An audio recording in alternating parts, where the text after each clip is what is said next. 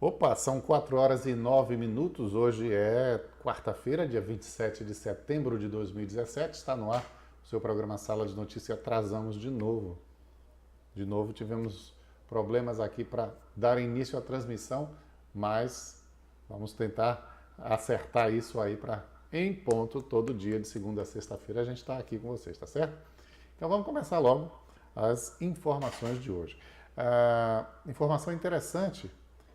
Uma novidade que, na verdade, já existiu e agora vai voltar a acontecer. Feira de Santana vai voltar a ter voo para Salvador, pelo menos essa é a intenção da Azul Linhas Aéreas, a empresa que opera o único voo que existe no aeroporto de Salvador, que é esse voo que aos domingos vem de Confins, Minas Gerais, Belo Horizonte, para a Feira de Santana e depois retorna para Confins. Aí é que está. A empresa Azul pediu para fazer uma modificação, e este voo, depois de parar em Feira, iria fazer uma escala em Salvador para, em seguida, retornar a Minas Gerais. Não, tira essa foto aí que eu vou falar só depois do Rui Costa. Então já tem até um preço sugerido aí, mas isso não significa que será mesmo esse preço que você está vendo aí, de 3 vezes R$17,30 ou R$51,90 à vista, porque a mudança ainda não foi oficializada, foi pedida à ANAC, a Agência Nacional de Aviação Civil, mas ainda não está confirmado. A ideia é que essa mudança ocorra a partir de 11 de novembro. Feira de Santana volte a ter esse voo para Salvador. Quem revelou essa informação é o pessoal que está sempre acompanhando as informações, as notícias do aeroporto de Feira de Santana e que mantém a página no Facebook Aeroporto de Feira de Santana, que é uma página que está sempre atualizada, eles estão sempre checando as últimas informações, são entusiastas do aeroporto de Feira de Santana. Aeroporto que, aí volta aqui para mim, que não está nada bem desde sempre, né? Desde o começo. Na Câmara Municipal foi assunto o aeroporto de Feira de Santana, nas palavras do vereador Cadmiel, que tem se dedicado a bater no governo do estado.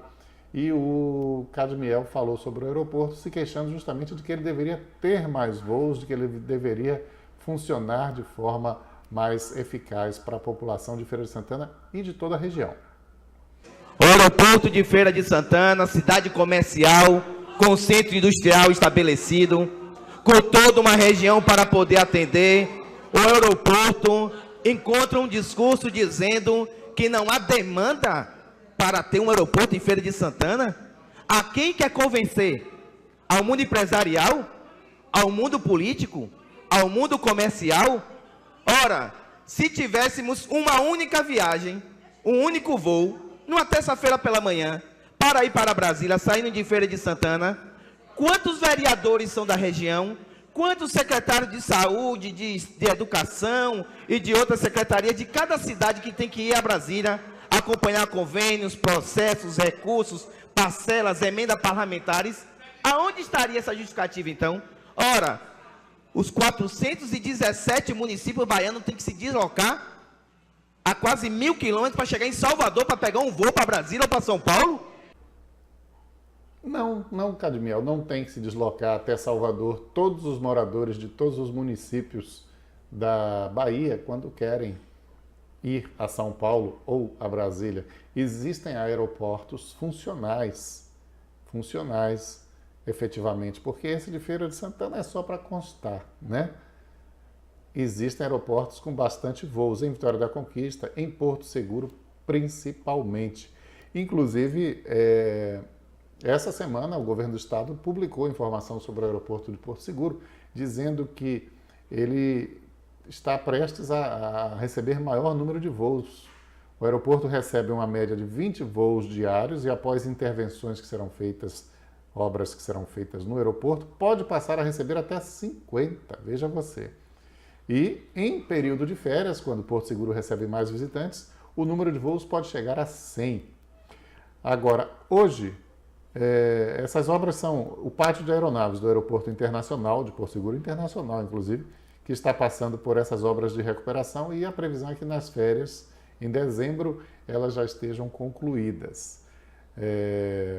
Mas o aeroporto, com esses 20 voos diários que hoje ele tem, ele recebe em um ano, é o aeroporto mais movimentado na Bahia, fora, claro, o de Salvador, ele recebe um ano 1,5 milhão de passageiros, segundo divulgado pelo governo do estado.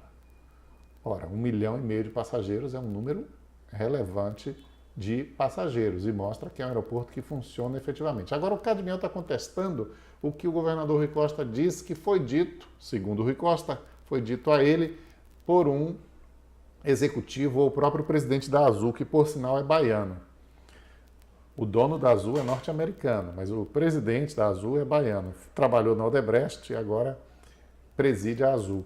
Então, dito que ele disse que aeroportos muito próximos de um outro grande, maior, ou seja, o aeroporto de Feira, como é muito próximo de Salvador, próximo até 100 quilômetros, é difícil de viabilizar. Eu não vou discutir isso é uma questão, para mim, técnica. E eu acho que o aeroporto, aliás, a empresa a Azul, como as outras todas, sabem muito bem o que é que funciona, o que é que vale, quais são as regras do mercado. Elas não virão forçadas para a Feira de Santana e elas não virão para a Feira de Santana para perder dinheiro. O aeroporto, com seu único voo, antes era para Campinas, o que dizem é que ele estava sempre cheio, mas mesmo assim a Azul também alegava, segundo os políticos do governo do estado, a Azul alegava que tinha prejuízo. Então foi mantido esse único voo. Acontece que a existência desse aeroporto sempre foi pareceu muito mais uma questão política, uma questão de fazer uma propaganda, do que efetivamente um negócio que fizesse sentido economicamente. Aí sim, aquela foto do Rui Costa, o Rui Costa esteve em São Paulo para vir de avião. Cadê a foto do Rui Costa aí, velho? Ele na cabine. Tá ele aí, ó. Isso aí é o Rui Costa no simulador de voo da Azul, lá em São Paulo. E ele foi todo feliz, satisfeito, veio de São Paulo para cá no voo inaugural que ligava a Feira de Santana a Campinas e que durou apenas alguns meses. E tudo foi feito assim nessa coisa da propaganda, sempre perto de eleições. E o aeroporto efetivamente, segundo o próprio governador, não se justifica economicamente, mas ele prometeu viabilizar através do transporte de cargas, que supostamente traria alívio para o aeroporto de Salvador e que faria sentido, porque já desembarcando em Feira, as cargas elas tomariam as estradas que cercam a nossa cidade. No entanto, esse aeroporto, mesmo após a reforma, ele já foi entregue. O pessoal apelida essas coisas. O governo do estado, por exemplo, Jorge Sola, quando era secretário de saúde, apelidou o Hospital Municipal da Criança de puxadinho do Hospital da Mulher. E a população também reclamou que o aeroporto de Feira de Santana foi um puxadinho que fizeram. Para você ter uma ideia da precariedade dessa arrumação que foi feita para dizer que tinha um aeroporto funcionando em Feira de Santana e que isso era uma realização do governo do estado, a gente tem um vídeo aí do aeroporto funcionando, puxado, o avião não consegue fazer a curva, o avião não consegue manobrar.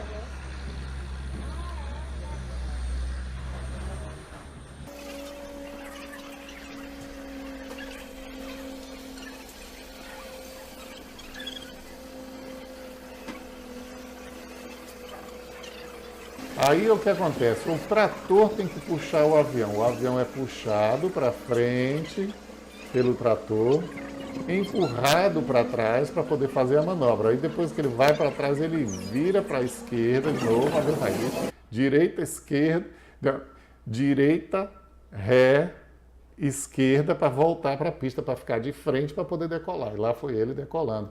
Essas imagens foram feitas pela Juliana Vital para a Tribuna Feirense, quando eu estava lá editando, e a Juliana Vital era repórter. A Juliana Vital está trabalhando lá na TV Subaé. E ela filmou isso, eu digo, caramba, eu não sabia na ocasião que isso existia, que isso era assim. E, no entanto, essa era a situação. Quer dizer, foi feita uma obra para forçar um funcionamento do aeroporto, e um aeroporto que sempre funcionou assim, de uma maneira precária, porque isso não é maneira veja, um único avião, uma única aeronave no pátio, e mesmo assim ela não consegue manobrar. Tem que trazer um trator para ela funcionar direito. Então é isso que foi feito no aeroporto de Feira de Santana. Desde o começo ele não prometia grande coisa. E agora, se as empresas não vêm, eu acho que elas sabem o que é melhor para elas. E nesse caso, talvez não tenha jeito, mas vamos ver.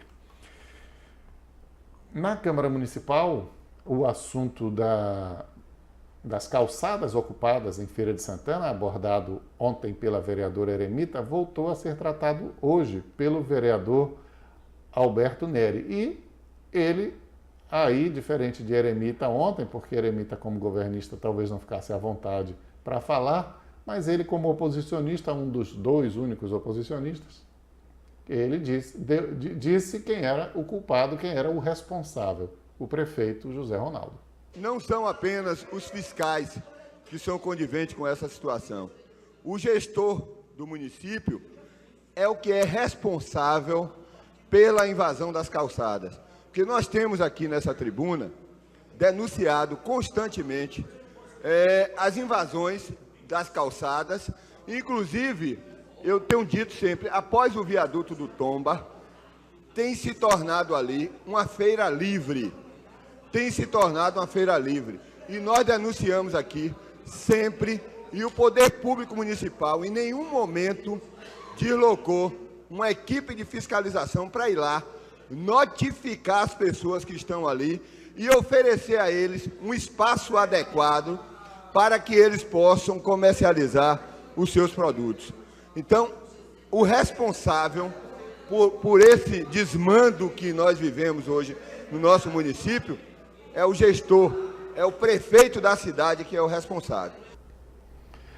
Olha, eu costumo dizer que nas coisas que têm relação com a administração do município de Feira de Santana, o que tiver de bom, o responsável é o prefeito José Ronaldo. O que tiver de ruim, o responsável é o prefeito José Ronaldo, porque ele está no poder desde 2001. Teve um intervalo em que o candidato que ele indicou venceu a eleição, depois eles ficaram assim meio desafeto, mas já voltaram às boas, e mesmo assim, quando Tarcísio Pimenta, esse candidato de quem eu estou falando, ganhou a eleição de 2008 e governou, entre aspas, de 2009 a 2013, de 2009 a 2013, realmente, aí, eu estou fazendo a conta errada, né? Tarcísio Pimenta se elegeu em 2008, aí governou 2009, 2010, 2011 e 2012, né? 2013 entrou de volta José Ronaldo. Mas, enfim, nesse período de Tarcísio Pimenta, os secretários permaneceram, secretários indicados pelo prefeito José Ronaldo. É o mesmo grupo, então, que está aí administrando a cidade desde 2001. Então, o que tiver de certo na cidade, parabéns, José Ronaldo. O que tiver de errado, culpa de José Ronaldo. E essa ocupação das calçadas é um desses casos. Mas quem me ajuda até, de certa forma, a dizer isso é o próprio líder do governo. O vereador Alberto Neri falou da feira livre que ele está vendo ali no viaduto do Tomba, mas não é só no viaduto do Tomba. A Getúlio Vargas está sendo tomada por ambulantes, a via inteira até o final, à medida que o comércio regular, o comércio legalizado vai se expandindo, o ambulante também vai atrás, porque o ambulante está atrás sempre de onde tem gente em maior quantidade e não há organização para coisa alguma. O líder do governo a quem eu me refiro é o vereador Lulinha. Ele falou desse assunto tentando defender o prefeito José Ronaldo, mas, a meu ver, o que ele fez foi o contrário. É muito bom a gente jogar para a galera, é muito bom a gente jogar para o público, mas o gestor sabe o que ele passa, para tomar determinadas medidas que às vezes não agrada alguns, mas que é necessário tomar, porque o prefeito tem responsabilidade na administração que ele faz. E quais são as medidas que o prefeito está tomando em relação a esse assunto? Está desagradando a quem? É justamente o assunto não se resolve porque o prefeito José Ronaldo não quer desagradar ninguém. Acaba desagradando a todo mundo com essa história de que, para a população, isso é uma coisa que irrita, esse caos na cidade.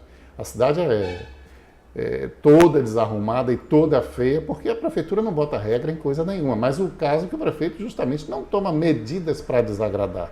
Lulinha está se referindo também, em parte, aí, ao centro de abastecimento, onde a prefeitura vai fazer o shopping popular, que diz ser solução para o problema. Não será solução, pode ser parte da solução. Eu acredito que possa ser parte da solução.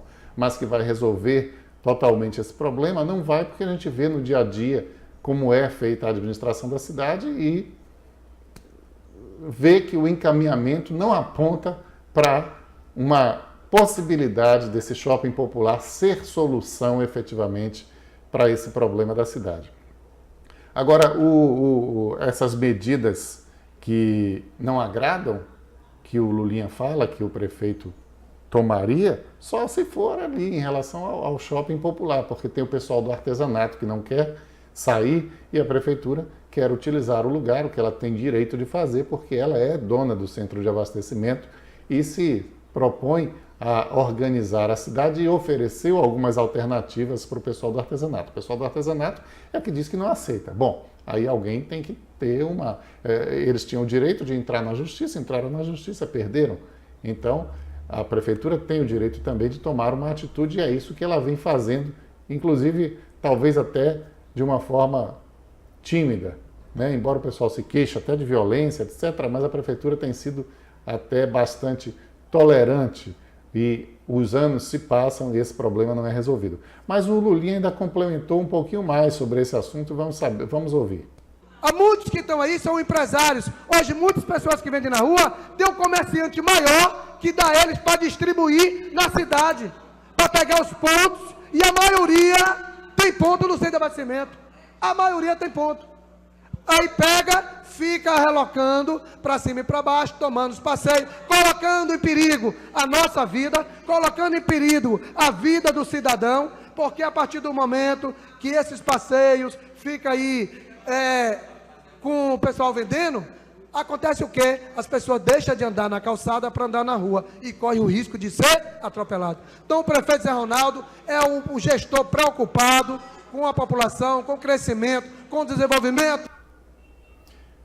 Olha, está faltando preocupação com o crescimento e com o desenvolvimento, porque essa situação de caos, essa situação ridícula que vive o centro de Feira de Santana, especialmente, mas que se espalha também por todos os bairros onde há uma movimentação comercial maior, já que a cidade é grande, tem outros bairros assim também, isso atrapalha justamente o desenvolvimento com o qual o vereador Lulinha afirma que o prefeito está preocupado.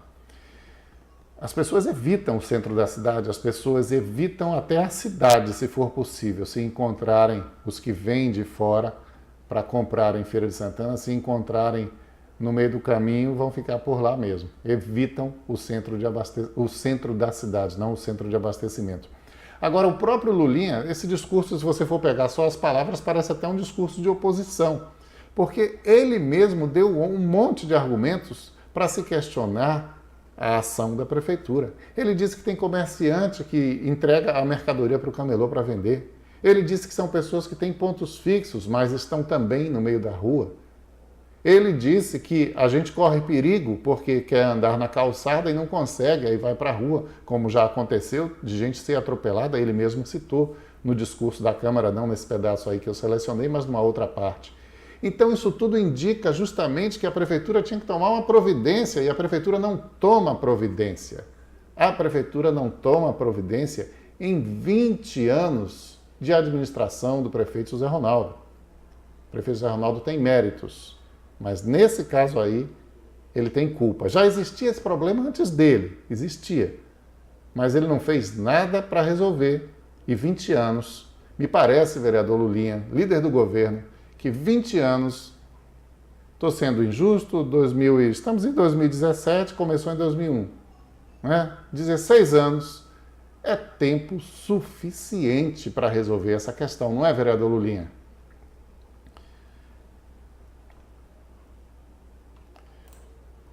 Ontem tivemos um programa do partido, um novo partido que supostamente se chama Patriota.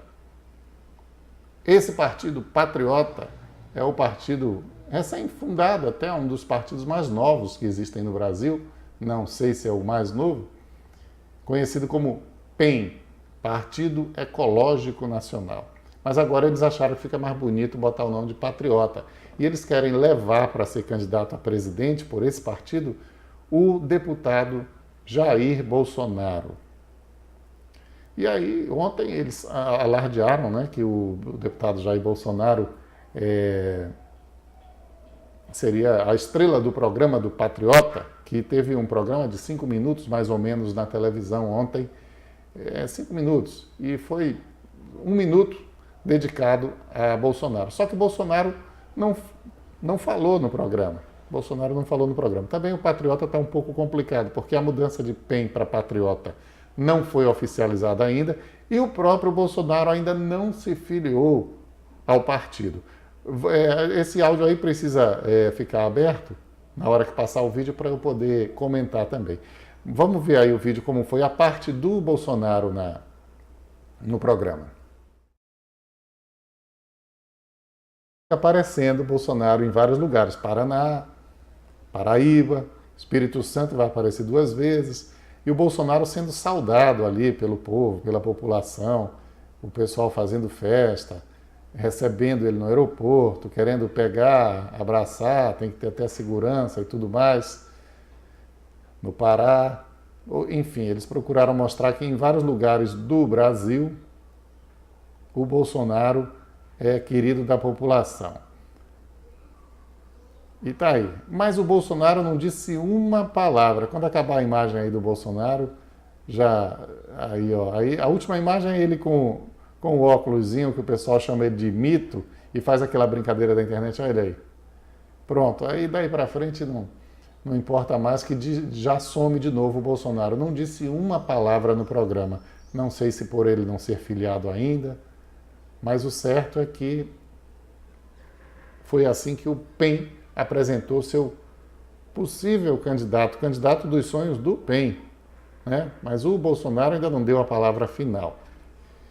E tá aí, o Bolsonaro, de qualquer modo, a gente gostando dele ou não, eu não gosto, mas não há dúvida de que Bolsonaro vai ter um peso nesta eleição.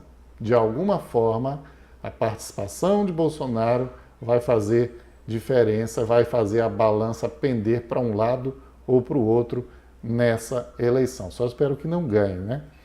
O noticiário nacional, nas últimas horas, foi bem recheado. E tivemos a carta de Antônio Palocci se pedindo a desfiliação do PT, porque o Palocci resolveu contar algumas coisas que ele sabia, aí o PT achou que isso era uma traição, que isso era uma indignidade, que agora sim alguém tinha feito alguma coisa errada no partido, né? Porque todos os outros não fizeram nada de errado.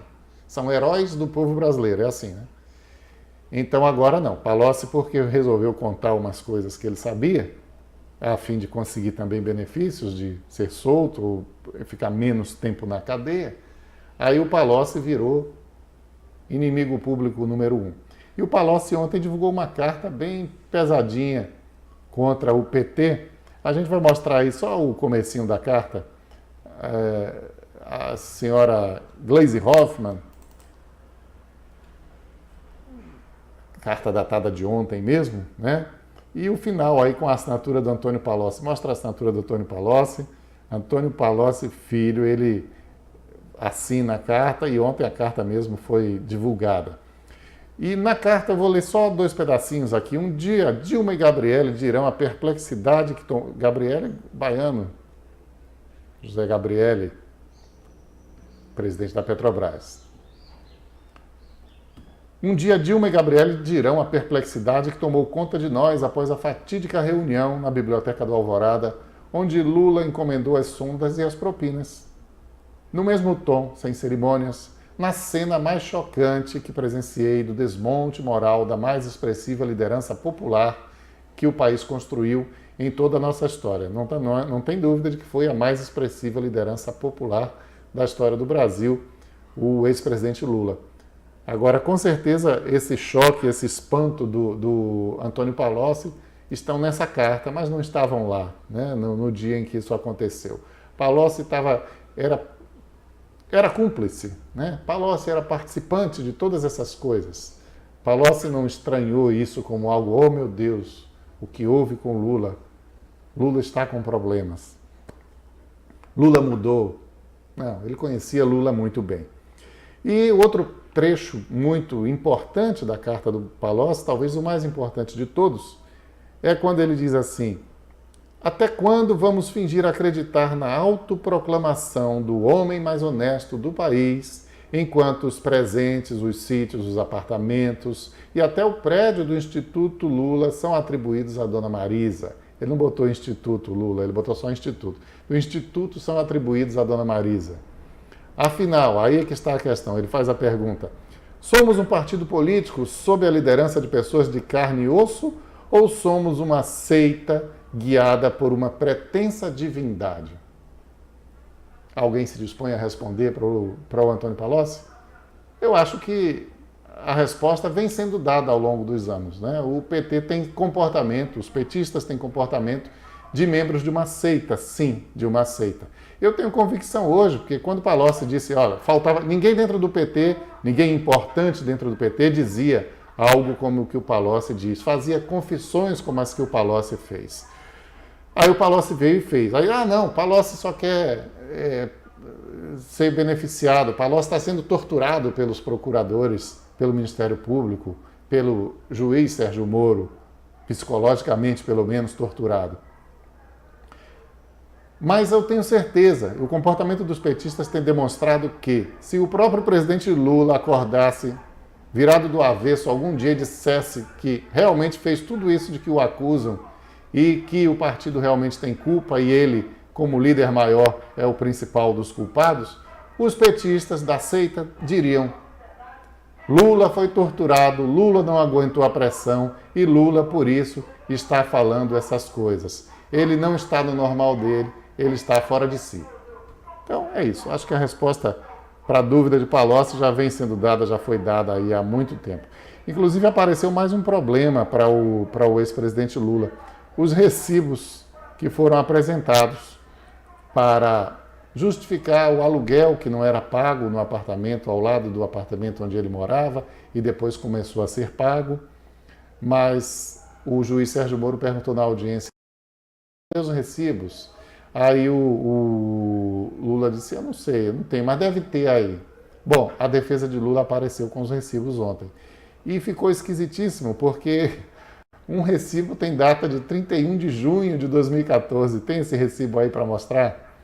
Olha aí, esse é o de 31 de junho, 31 de junho de 2014. O aluguel assinado pela dona, quer dizer, dizendo que recebeu da dona Marisa Letícia Lula da Silva, porque era a Marisa que cuidava de tudo, segundo Lula, a quantia de R$ 4.170, referente ao aluguel do imóvel tal, em São Bernardo do Campo, vencido no dia 31 de junho de 2014, pelo qual dou plena, total e irrevogável quitação. 31 de junho de 2014 não existe, né? Mas existe um recibo também anterior a esse de 30 de junho de 2014, que seria o recibo correto. Esse, portanto, de 31 de junho seria o recibo de julho, na verdade, né? Tanto é que está datado de 5 de agosto. Ainda se poderia alegar, neste caso, isso que eu estou falando aqui. Não, esse é o recibo de julho. Por engano, apareceu escrito junho, trocou uma letra. Não foi inventada uma data que não existe. Mas aí tem o outro recibo, o recibo de novembro. Olha aí o recibo de novembro. Esse outro recibo de novembro, coitadinho, ele aí fica bem difícil de justificar, porque é o do mês mesmo, porque está assinado em 5 de dezembro, vencido no dia 31 de novembro de 2015. O dia 31 de novembro não existe nem em 2015, nem em ano nenhum, né? Porque novembro só tem 30 dias. Aí o que aconteceu com esses recibos apresentados dessa maneira? Ficou parecendo que tinham sido inventados, forjados, feitos às pressas para entregar para o juiz Sérgio Moro. Bom, se foi isso ou não, é um exame simples, não muito sofisticado, poderá dizer. Ou será que se trabalhou também na fabricação do envelhecimento desses recibos? Mas mesmo assim, uma boa perícia poderá dizer. A defesa do presidente Lula diz que os recibos e os aluguéis não têm nada a ver com o processo em si, que não se prova que ele recebeu dinheiro desviado, roubado da Petrobras e que esse era o motivo do processo, e agora inventaram o aluguel e agora até um detalhe dos recibos e para poder complicar a situação do presidente Lula, dizendo que os recibos são da responsabilidade de quem faz e não de quem recebe, o que é uma verdade. Porém, os erros desmoralizaram um pouco, sem dúvida nenhuma, a defesa do ex-presidente Lula. E por falar em desmoralizar, vamos ver agora uma foto de um dos maiores desmoralizados atualmente do Brasil. Mostra a foto dele aí. Olha aí quem é. Aécio Neves. Esse é uma vergonha nacional. Esse era o homem que se opunha a Dilma Rousseff e que falava tanto de corrupção. Finalmente o STF resolveu tomar uma atitude e julgou a situação dele. Foi só 3-2, mas 3 ministros de 5 votaram pela suspensão do mandato do presidente do PSDB, do ex-quase futuro presidente do Brasil, Aécio Neves, senador por Minas Gerais. O Aécio Neves andava todo animado esses dias, já vivia se reunindo aí com Fernando Henrique Cardoso e João Dória, que tinha ficado um estremecimento, mas ele já estava de boa de novo com João Dória e com o Fernando Henrique Cardoso, e já estava todo animado, dizendo inclusive que tinha pesquisa eleitoral mostrando que ele tinha condição de se eleger novamente senador por Minas Gerais. Bom, além de ter suspenso o mandato de senador, ele recebeu outra punição que para ele deve doer muito, que não pode sair de casa à noite, né? Aécio Neves sempre teve fama de ser um boêmio, ultimamente, e mais lá para trás de playboy, nas noites do Rio de Janeiro, né? Vivia no Rio de Janeiro e não em Minas Gerais, e foi obrigado a retornar a Minas para exercer a sua campanha política, né? Sua carreira política foi facilitada pelo fato de ser neto do Tancredo Neves, e Aécio Neves, então, teve que voltar para Minas, mas sempre que podia ia para o Rio de Janeiro, e aí Aécio Neves não vai poder sair de noite. E realmente, essa foi uma punição dolorosa aplicada pelo STF. Inclusive, o presidente Temer, que tem Aécio Neves como um grande aliado, diz que está tentando articular para que o Senado vote alguma maneira de reverter essa situação do Aécio Neves. Claro, é importante para ele ter o Aécio Neves lá, porque o Aécio Neves, estando no exercício do mandato, ele se compromete também a liderar uma parte do PMDB para que, na hora de votar a autorização para o Temer ser processado, o Aécio possa influenciar uma parte da bancada do PSDB. Na eleição, na votação de agosto, metade do PSDB votou com Temer, metade votou contra Temer. E agora já há um movimento forte do PSDB de pessoas dentro do PSDB para dizer, olha, não dá mais para votar nem metade no Temer, tem que votar todo mundo contra Temer. E já houve um indicativo de que o partido realmente vai trabalhar na intenção de, pelo menos, aumentar os deputados tucanos contrários a Temer, porque botaram hoje o baiano João Gualberto na Comissão de Constituição e Justiça. João Gualberto é contra Temer, né? O João Gualberto era suplente, foi colocado no lugar de outro e vai lá, com certeza, votar contra Temer. Então, essa é uma pequena dificuldade a mais que Michel Temer terá para conseguir barrar essa segunda autorização para ser processado no STF, mas ninguém acha ainda, até agora, que o Temer realmente vai perder essa votação. Se ele perder, já sabe, né? 6 meses para o STF julgá-lo, decidir o que acontece com o presidente Michel Temer. E aí são 6 meses de Rodrigo Maia na presidência do Brasil. Para quem gosta, não dá para ter outra coisa também, não dá para antecipar a eleição. A eleição já vai acontecer, já estamos há 1 ano exatamente da eleição, hoje é 27 de setembro, a eleição é no primeiro domingo de outubro, então não há razão para antecipar, nem viabilidade para antecipar a eleição. Então a gente vai ter, se houver uma eleição indireta, né?